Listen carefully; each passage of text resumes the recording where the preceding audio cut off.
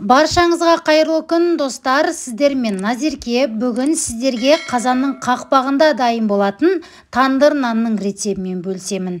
Міндетті түрде менімен бірге жасап көріңіздер. Видеоны соңына дейін қараңыздар. Ең алдымен қамырын дайындап аламыз. Ол үшін міндетті түрде жылы суды пайдаланамыз. Жылы судың үстіне бір ас қасық толтырмай аштығымызды қосамыз. Тағы да толтырмай бір ас қасық қантымызды салып, барлығын толықтай жақсылап араластырып, пакетпен бетін жауып 15 минутқа тындырып қоямыз. Таза ыдысымызға ұнымызды салып, ортасынан қолымызбен ашып, тұзымызды қосып, тағы да жақсылап тұрып араластырамыз екі массаны. 15 минутта тұрған біздің суымыз дайын болды, яғни аштыққа қосылған суымыз дайын болды. Бірден емес, екі бөлікке бөліп, қосып, қамырды илейтін боламыз. Жарты суымызды құйып, қолымыздың көмегімен жақсылап тұрып, ортасынан бастап, жайлап араластырып бастаймыз. Басы біріктау деген кезде екінші суымызды құйып, барлығын тағы да жұмсақ етіп қамырымызды илейміз. Ең соңында 30 грамм сұйық майымызды құйып, тағы да қолдың көмегімен 2-3 мәрте қайырамыз. Сұйық май біздің нанымыздың жұмсақ болуына әсер етеді. Бетін пакетпен жауып, 1 сағат немесе 40 минутқа жылы жерге қойып қойыңыздар.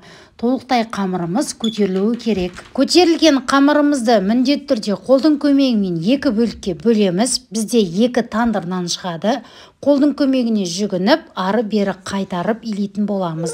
Бетін пакетпен жауып, тағы да 15 минутқа тындырып қоямыз. 15 минуттың ішінде қазанымызды дайындаймыз. Қазанымыздың қақпағын міндетті түрде отқа ысытып алатын боламыз. Оттың температурасы орташада тұру керек. Қаттыға қойып қойсаңыздар, қазанның қақпағы күйіп кетуі мүмкін. Сол себепті орташа отта қазанның қақпағын 15 минут қыздырып аламыз. 15 минут қызғанша қазанның өзін жоғары жылдамдыққа қойып, қазанды да 15 минут қыздырып алатын боламыз. Қазанның асты қарайып, жумас үшін ең алдымен бір уыс тұзымызды сеуіп дайындап қоятын боламыз. 15 минутта дайын тұрған қамырымызды енді формасын шығарып, тандыр нанымызды дайындап бастайтын боламыз. Ең алдымен үлкен жұдырықпен бір қолымызбен үстінен дәл ортасынан 2-3 мәрте басып, екінші қолымыздың саусағымыздың ұшымен ортасынан шет-шетіне дейін формасын шығарып, домалақтап бастайтын боламыз. Қамырымызды екі қолымызбен екінші бетіне аударатын боламыз. Екінші бетіне аударып, жұмыртқаның ағуызын толықтай барлық шетіне тигізіп жағып шығамыз. Сонда біздің қазанымызға қойғанда жабыспайды. Қызып тұрған қазанымыздың бетіне орналастырамыз. Байқаңыздар, қазанымыз ыстық, қолымыз күйіп қалмасын. Бірден жабысады, сол себепті ұқыптылап, ортасына қойып, жақсылап жайып орналастырыңыздар. Шет-шетін қолдың көмегімен созыңқырап, бетіне жұмыртқаның сарыуызын толықтай жағып шығыңыздар, әдемі түс беріп шығады. Барлық шетіне толықтай жағып шығып, әсемдік ретінде кунжут немесе мак сепсеңіздер болады. Ортасына кунжуттың қарасыны шет-шетіне ағын сеуіп толықтай әдемілеп шығасыздар.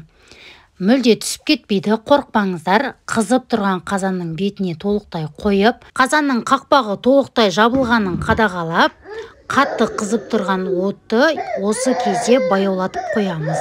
Орташа отқа қойып, кемінде 15-20 минутта осылай қып-қызылығып өте әдемі биік қылып томпиған нанымызды пісіріп алатын боламыз. Міндетті түрде осы әдіспен жасап көріңіздер. Өте дәмді, ерекше болып шығатын рецептердің бірі. Пештен алғаннан кейін осылай пышақтың көмегімен шет-шетіне тигізіп, нанымызды алсаңыздар болады.